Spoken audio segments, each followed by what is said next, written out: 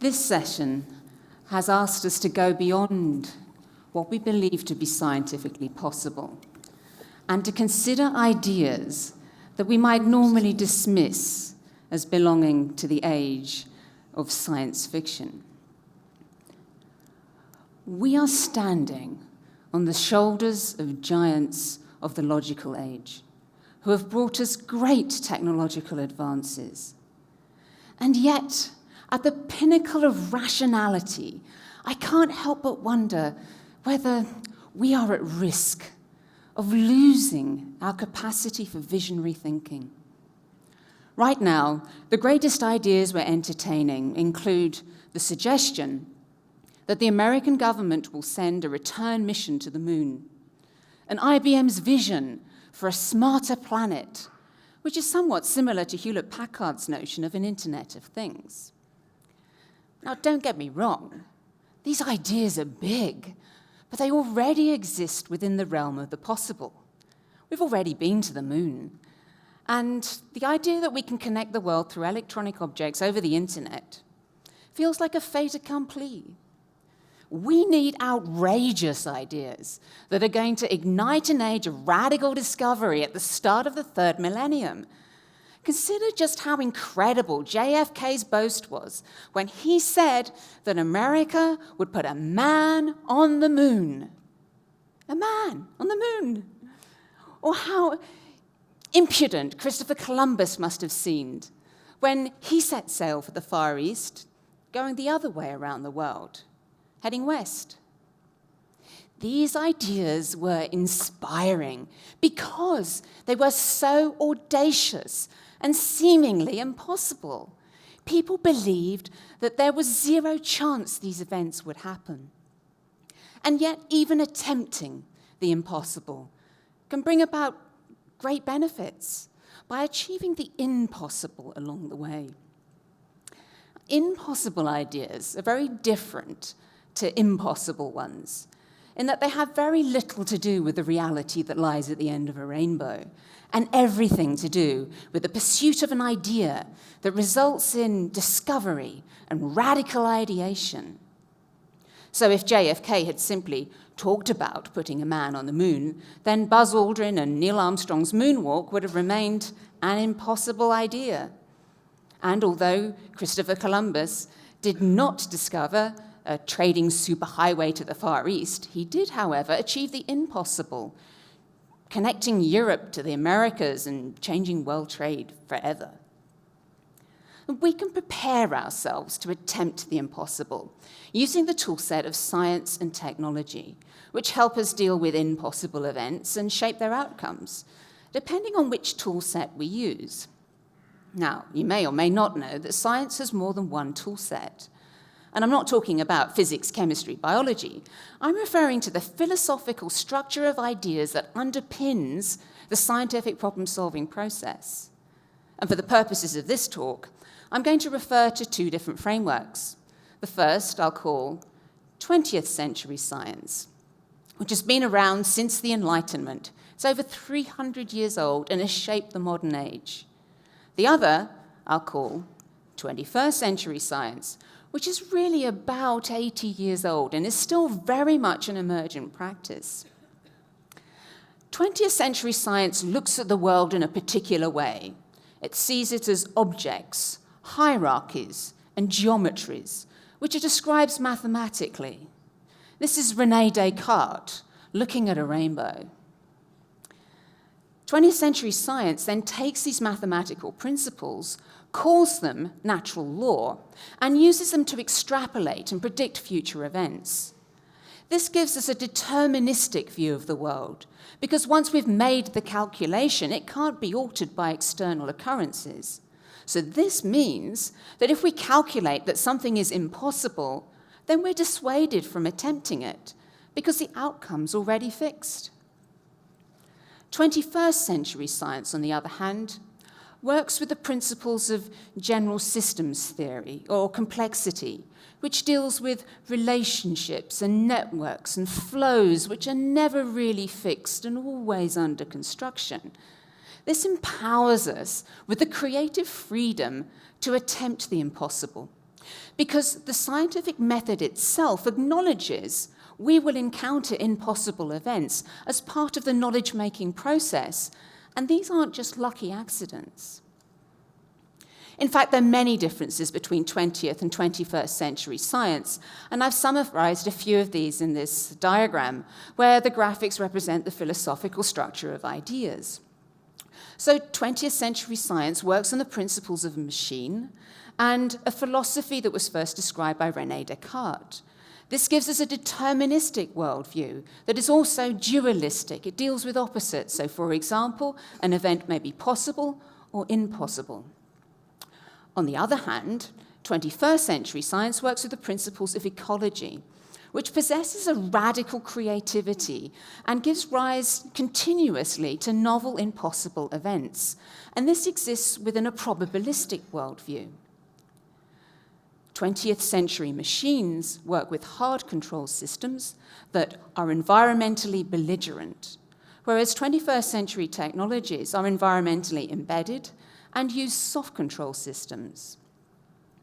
20th century knowledge structures are reductionist, specialist, and protect knowledge through IP and patents, whereas fundamentally 21st century knowledge is embedded in a network, so it's open and collaborative.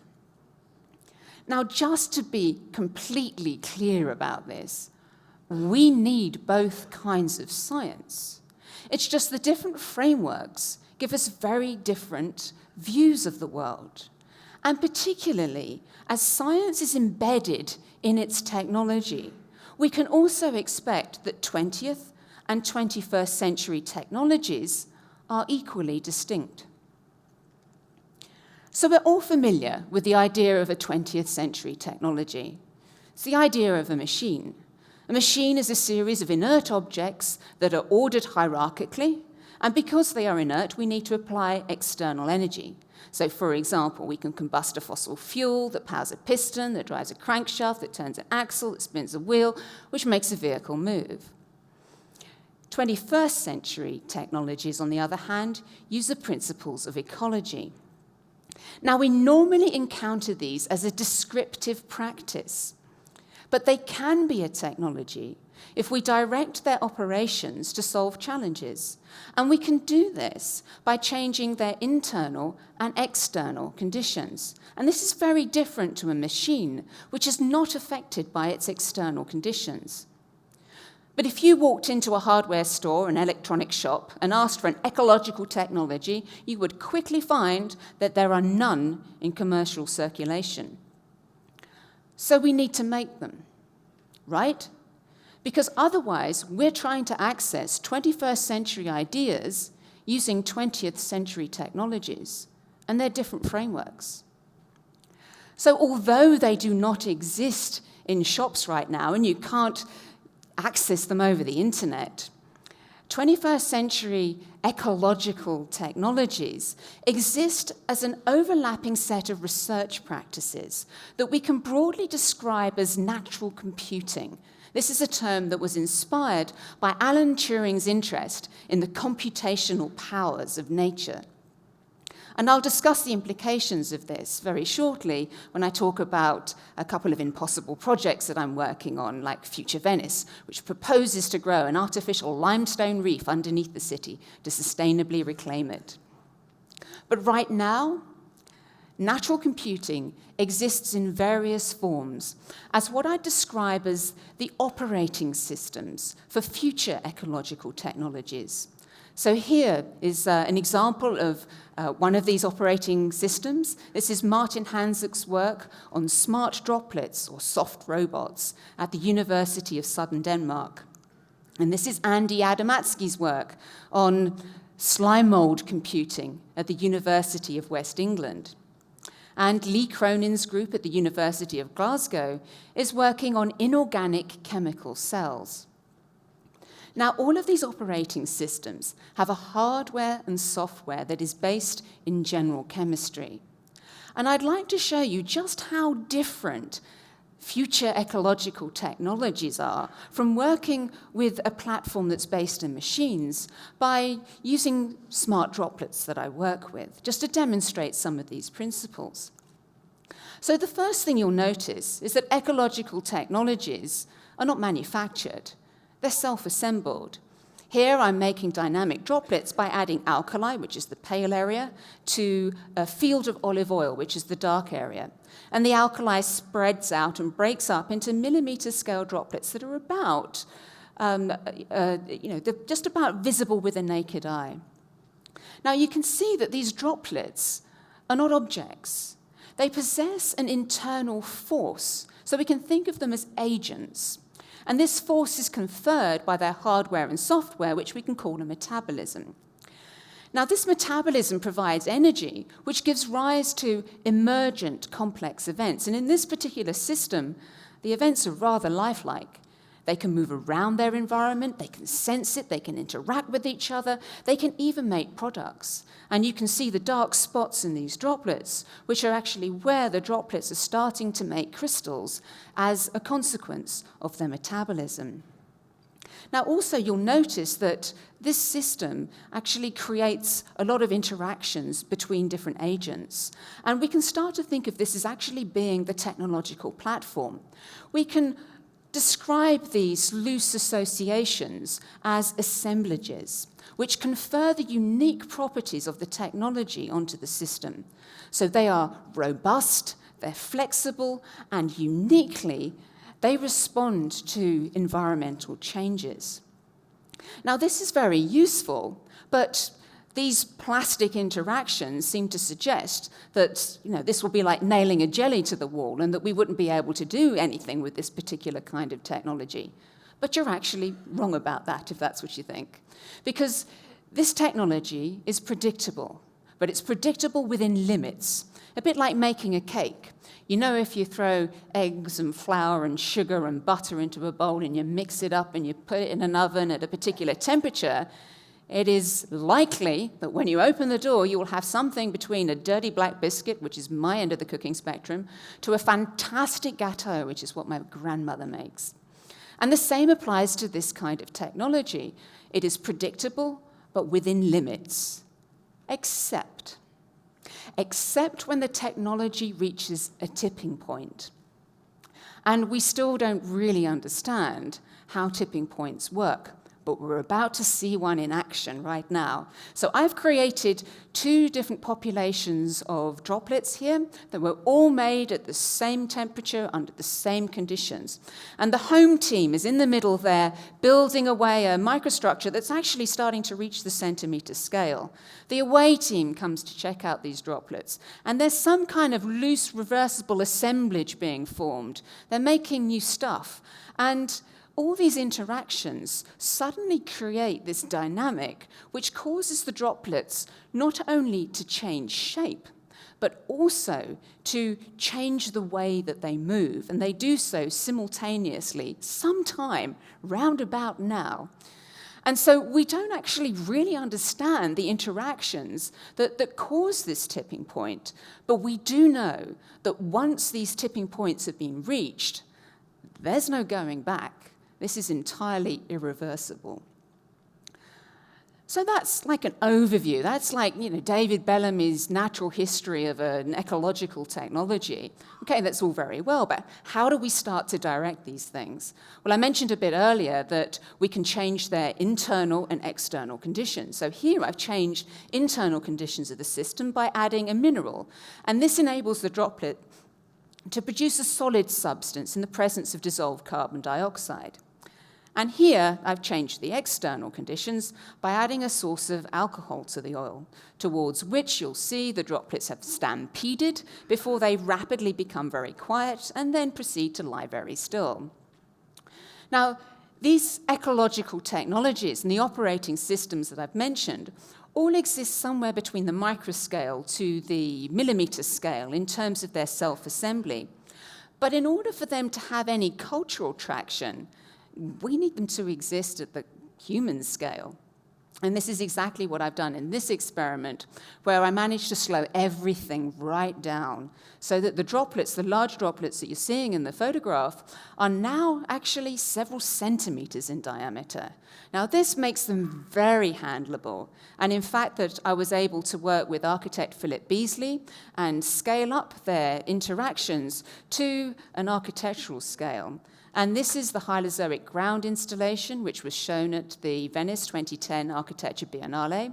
And the droplets are that little pale globe you can see right in the middle of the picture, which is entangled within the cybernetic matrix of Philip Beasley's installation.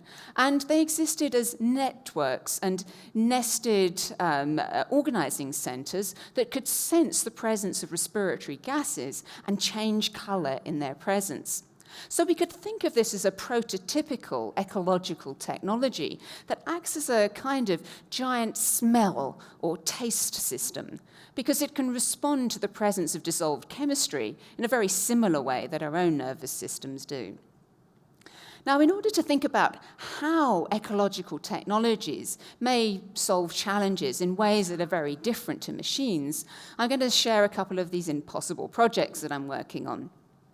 Now, the first of these is Future Venice, which I mentioned a bit earlier, which is the proposal to grow a giant artificial limestone reef underneath the city using a natural computer. And this natural computer consists of droplets very similar to the ones that we've just seen, except these ones are designed with a metabolism that moves them away from the light, which we can do in the laboratory. And then at rest, they're designed to take dissolved minerals and carbon dioxide and form an accretion of biocrete, a kind of concrete-like limestone type structure.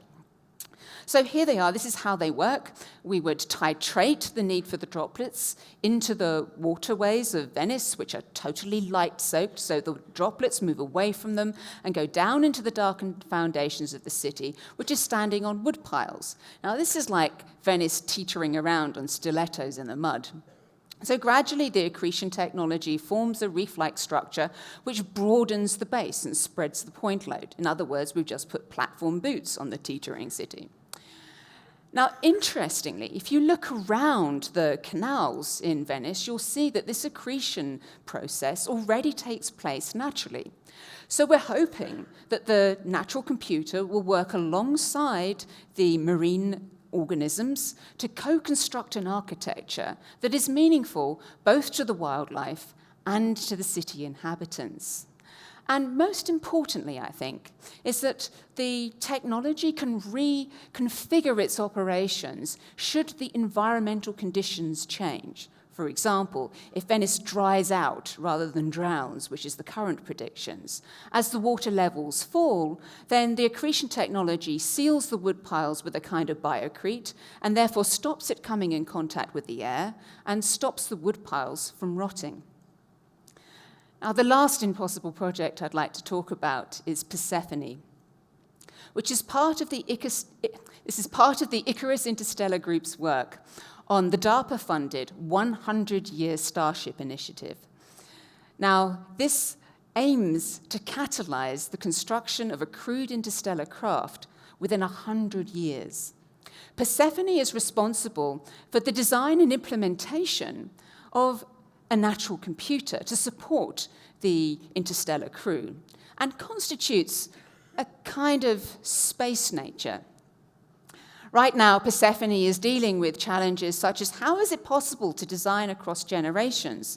Because we want to work in a different way, and it's going to take us a while to figure out what kinds of tools and technologies we'll actually use to design things like infrastructures which will support evolvable systems. But Persephone is not just a thought experiment. It's actually currently producing models and prototypes to deal with real-world challenges, such as how to deal with resource constraints within megacities. Although it may seem like science fiction right now, we are gaining a 21st century technological portfolio to add to our existing and established 20th century one. And we will need both of these if we're going to address our greatest challenges like our swelling populations and our unstable Earth.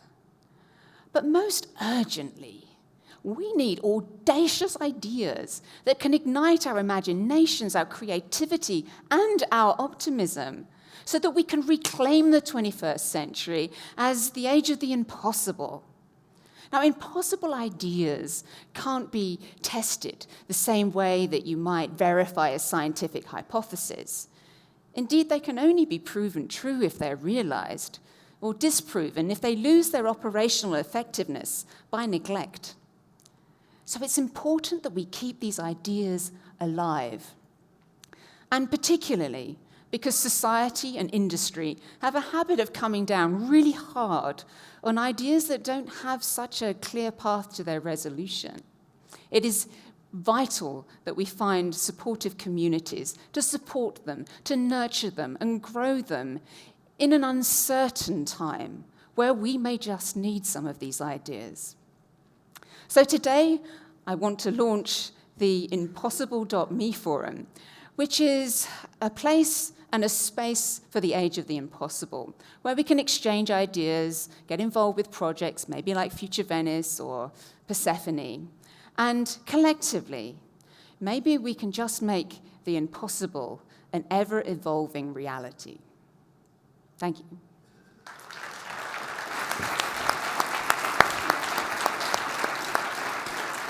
Thank you, Rachel.